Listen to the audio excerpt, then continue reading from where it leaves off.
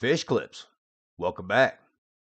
Today, we're going to talk about tackle shops around Lake Erie's Western Basin. Before we go any further, I have to let you all know I have a sick obsession with tackle shops. Started from when I was a kid. My grandfather lived on his boat out of Tajmu Marina. And between the ages of 9 and 14, that's where I was every single summer. And I absolutely loved it there. My grandfather had a 38-foot egg harbor. He was kind of a ladies' man, so he was never around. He would wake up around noon every day, and he wouldn't come back till after 2, 3 in the morning. So that pretty much left me to my own devices, like all day, running around Tajmu Marina, fishing off every dock, up and down whatever road that was, from Sans Souci all the way down to the end. Well, anyway, you kind of bored, or you're not catching anything. You want new tackle. I always wanted new tackle, so get yourself $5 or $6, and that was enough to pick up, like, a spinner bait, some jigs, yeah, who knows, whatever it was. Perch spreader, some walleye harnesses, whatever it was that I would be fishing off the dock there, right in Tajmu or anywhere else up and down the bank there. And so you walk to the ferry, then you take the ferry across, get off in Algonac, walk another mile or so up the road to Ed Minich's bait shop. I think it was Ed Minich's back. It's Ed Minich's now. I don't remember what it was. Sounds familiar. And if you know anything about wood boats, when you put them in the water, you got to leave them in the slings forever, right? Because they got to swell up, and then when you take them out, you got to pull them out slowly because the slings can't lift everything up with it all soaked, full of water. So you got to dry it out. So this thing spent most of its life in those slings, and that's where I would stay, and that's where I would fish, right? That was my home most of the time, right on that dock. That's the exact dock. From that dock to Ed Minich's is 6.5 miles. So I'd walk up there. If I had $5, $6, $10, man, it was like I won the lottery if I had $10. I'd go up there, blow it all at Ed Minich's, walk the 6.5 miles back, and lose it to the river probably within the next week, and have to do it all over again. And I would do it again, because I got a sickness, like I said. So it's kind of my infatuation with tackle shops, and kind of enjoying putting this together and seeing what's out there. Just checking them out, man. They're so interesting. They all carry different stuff. They got different lakes around them, different fish. The people fish a different way. So, the stock's always different. They usually carry in some local tackle there that you won't get anywhere else on Earth. So, there's always something new to see. I just love it. I just love it. So let's dig into it. Lake Erie, Western Basin, bait and tackle shops right now. All right, here's the list. We're going to run down. I think there's like 10 of them right here, kind of spread out a little bit, going all the way over almost to the Sandusky. So Western Basin, covering Michigan and Ohio, jumping across the Maumee River there. And the first one up, I believe, is Domka Outdoors. This might be the first tackle shop I've ever seen in a mall. It doesn't really seem like mall merchandise. But I guess, Bass Pro Shop Great Outdoors got it up in Great Lakes Crossing. So why not? Good for them. Let's take a look and see what they got. Well, that place is pretty big. Must have took over a department store or something in that mall. They got all their huts set up right there. They got a double in front. I don't know what that is. Like a 6-footer and then an 8-footer, or a 8 and is there a 10? I don't know. I got a clam. I got a Chappelle, actually, not a clam. And then the hunting blinds behind that all set up. It's got some square footage. I got a respectable selection of ice rods. What do you see there? High Tech, Fenwick. What else is there? Ugly Stick. Got some rods. Looks like they deal in Akuma. Probably got a selection. Can't really tell from the pic. Well, that pic's a little unfair. There's a lot of tackle in that picture right there, but he's got a lot of square footage. You got to get him some boats or something in there, some kayaks, take up some floor space. Trout pond. Get on it. Fishing is just like a part of this operation. I don't know how much of it's fishing and how much it seems like they do a lot of bow work in there. A couple of pictures. They're not in this video, but if you go check them out, the website and everything's down in the description. They got a ton of bows. So if you're in that neck of the woods, and it'd probably be worth just checking out whether you need something or not. You know how it is. So anyway, but yeah, that's that's the other half of the store, if it's even the half. Just those two pictures alone, the place is humongous. Oh, what do they got there? Terminal tackle, Lunker City Plastics, bunch of bobbers, maybe spoons on the back wall there. Bandits for days. That's a lot. You know what? I believe when I was looking up, these guys custom make bandits as well. So you might want to go check out their website and see what they're cooking up. Got a bunch of Northland spinners. Also looks on the right there on that rack and shelf. You got some paints for lure making stuff. And this is the last pick that I selected to put in this video. Shows they've got quite a selection, some vertical jigging stuff. Um, so I'll probably go check them out. It looks like they're doing a nice job down there. Um, it's not like your game day tackle shop, right? I don't think they have any live bait, and if they do, they weren't advertising it. I don't think they do. I think their hours are kind of funny too. You're not going to stop there in the morning. They open at like 9 or 10 or something like that. So this is your shop to go up and restock. Not on game day. Game day is you're gonna have to go find a different shop. I don't think this one's gonna be able to help you.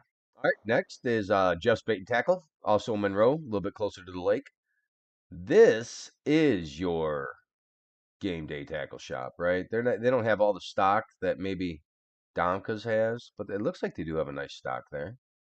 So got your ice, big old parking lot. And it's hard to make out. They got some wraps. I don't know what kind. They got bandits there. Got a couple of rods. I don't see any combos. Lunker Cities, some homemade plastics. When I say homemade, I mean independent company plastics, I believe. I don't know whose those are. I feel like I should. I don't want to say the wrong one. I don't know what they are. We got a nice selection of nets. Walleye harnesses from Warrior. Jigging spoons from Warrior. A little bit of ice fishing gear. I don't know if that's in season or out of season. Maybe in season they got a lot more. That's not a lot right there. It's a little bit, and that's in case you forgot something you just can't live without. But it's not a stop for ice fishing gear if that's all they're going to carry. But I would have to imagine come winter. I don't. I should look when that picture was posted. When in winter they probably have a little bit more, I would imagine. And they got minnows, right? So yeah, this is your game day tackle shop in Monroe. All right, these things take forever to put together. I was up till like 2:30 in the morning. I couldn't do it anymore. So here we are starting up the next morning. Let's take a look at the next one we have. Angler's Cove. Used to be Angler's Fish Camp. Got some new ownership over there. They have some dockside service if needed. I don't know if those slips are available, but if they are, it's kind of convenient. Pull right up there. Get your supplies for the day. I did kind of want to go over this. I see a lot of complaints with how expensive minnows are, how expensive tackle is. That place is a ripoff. Most of these places are under new ownership. These places aren't cheap to run. You still got to pay taxes on the place. There's still, probably a payment for the building and whatnot, and obviously all your supplies and labor that goes into making this stuff available for everybody. And there's a reason the last owner got out, right? They weren't making any money. Tackle shops are closing down all around. Amazon, all these other online tackle shops are competing for their business. So, I really like having these tackle shops at my disposal. Same day stuff. Go in there, put my hands on it, touch it, feel it. See what I'm buying instead of just waiting for it to come in the mail. So I'm willing to pay a little bit extra money, and I'm not going to complain. I would like my minnows to live as long as possible, but take it with a grain of salt. And I'm going to support these guys. So I just don't like hearing all the complaints. All right, let's dig into English Cove here. So what do we got going on this first pick? It looks like they've got you set up nicely for some perch fishing, and I've only done it a couple of times. Go out and on Erie, specifically targeting perch, but when they're in, and you can get over some balls of perch, man, it is a riot. 100, 200 fish a day. A lot of them got some size. It's a lot of fun, man, and looks like they're setting you up for success here. Looks like they got a good selection for being such a, it is kind of a stop and go, right? This is not a big superstore fishing place. It's gonna have what you need that day. You get in there and get what you need. Go out there and have some fun. Probably have a conversation with the owner or whoever's working behind the counter. See, pick their brain, and Hopefully they put you on some fish. I see they're carrying some trolling gear. Got a little bit of stock there, which is nice, right? Because I don't know if you're anything like me. Planers always end up missing a piece, missing a clip, right? Um, you were in a hurry the last time, bought nothing but lefts, right? You're short on some rights, so maybe a sacrificed one to the right to the lake gods. Got a fish on, wasn't paying attention, lost the board, whatever the case is. It takes a little while to turn around. It's windy, choppy, can't find it. I've lost them, and if you're out there, it's gonna happen. So they got you set up for a last minute deal, get you rolling again. Looks like they got some combos, line counters, maybe a pier or surf casting rod there, some spin casts in the back. That Okuma. What do I see? A live bait cooler in the back there. Have some bandits on the right, some trolling gear again. Bigger selection of planers than I originally thought. Got some spoons and whatnot. So yeah, pick yourself up a couple. Got a nice selection of worm harnesses there. Is that Kern's Tackle out of Oklahoma? There's your bandit selection. Those ones on the left look like from Domka. Those are the ones they paint up, I believe. It looks real similar to the ones that they're showing on their website. Got some storms, vertical jigging stuff. Not much, a little bit. So, I don't know if this is the way they're still doing it. It looks like in the picture they have another tank inside, but maybe they need a bigger tank, right, during the season when it's really hot, and they're keeping them out here. I don't know. I thought you're supposed to keep these things cold. Maybe they got a chiller in there. I don't know. But there it is. Looks like they do have they got a lot of them. So there's your minnows. Right across the Laplaisance River is Erie Party Shop. I couldn't find a lot of info on this, so we'll go with what the sign says on the front door. Looks like they got bait, right? That's about it. I have no idea what's inside the store. There's no pictures, there's no social media. So if you need something, you're on that side of the river. Check them out. Post some pics. See what they got going on.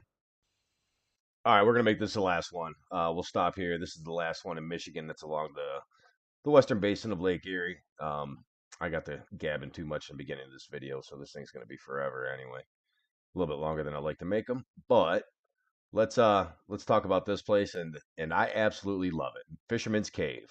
Pic here shows me they've got maybe some dockside access for you. This pic here shows it's on the same road that goes to Halfway Creek access site. And here it is. Here's the building. Here's the front entrance. And to be honest with you, I just love it. I love the patina it's got, or gives you some nostalgia from back in the day when my grandfather and uncles used to keep their boats in those old boat hangars in Emerald City, Tajmu. Yeah, it brings back a lot of fond memories. I hope they never change a thing. It's perfect. What do they got there? You got some crankbaits, some diving plugs, some spoons, a decent little selection. I can't really make out what's here, but I do see on the left there they got some hair jigs, and I was looking through the Ohio tackle shops, and there is an obsession with hair jigs the further south you go. It's kind of funny. All right, that's gonna wrap it up. Before I go, I would like to say if there's any of the owners or people that run in these tackle shops that happen to stumble upon this video, a little word of advice. I've been looking through, I'm really digging in, trying to find as much information about your shops as possible. And what I found is, some of you are on social media, but the information's not complete. Your Google pages aren't set up correctly. There should be, you can take ownership of that page and enter a lot of information in there. As far as hours, if you keep your hours accurate, I think you can do it from your phone. You can set it right up, change your hours. Um, no website, that's understandable. You really don't need that. But if you do have a Facebook page or Instagram or whatever it is that you use, I would encourage you to post more often. Daily would be helpful. Everybody knows that you're still around, you're still kicking, you're open for business. And then if the hours are there and posted and they're accurate, it makes it a lot easier for your customers to have some confidence in, and if they're going to drive up there, that you're going to, one, be open, and two, that you're going to have the fresh bait, you're going to have the tackle that they're looking for. Take a scan of the shop every day. When orders get in, post them. There's lots of ways to inform your customers of what you got going on. Let them know that you're you're doing okay, and it's worth coming to see you. And then, to the guys that are complaining about the prices and everything, to me, it's worth it. Spend an extra 10, 15% on the gear I'm looking for because I want that tackle shop to be there, right? I want it to be there. I want the guy to, or the family, or the lady who runs it. I want her to do okay and think that there's value in maintaining that tackle shop for us to use. So whatever it takes, just let's let's try to spend some more money there. Um, you don't need to, go out and buy 6 or 7 um, reef runners or bandits or whatever, and you're gonna pay, 60, $75. It's like another $10. It's not gonna kill you, but it certainly goes a long way to keeping these tackle shops open. And there's not enough of them as it is. Love to see more. All right, there we have it. Fish clips, Lake Erie, Western Basin. Looks like this is gonna be part 1. If you find the content useful, why don't you click the buttons down there that indicate that you find the content useful? We'll see you next time.